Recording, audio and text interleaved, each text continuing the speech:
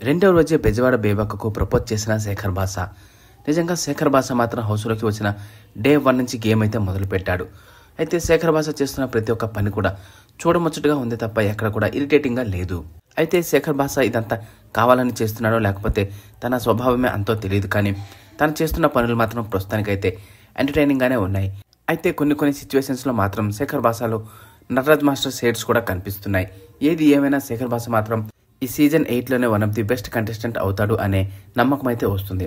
అయితే శేఖర్ భాష అండ్ బెజవాడ బేబక్క ఇద్దరు వాష్రూమ్లో ఉంటారు.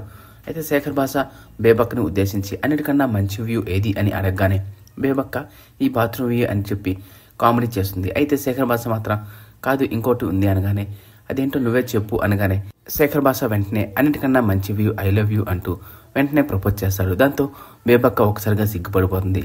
ఏంటి శేఖర్ భాష నన్ను ఇలా ప్రపోజ్ చేస్తున్నావు అనగానే శేఖర్ భాష వెంటనే లేదండి జోక్ చేశాను, మీరు నాకు అక్క కదా, అక్కకి ఐ లవ్ యూ చెప్తే తప్పే ఉంది అంటూ కవర్ చేసుకున్నాడు.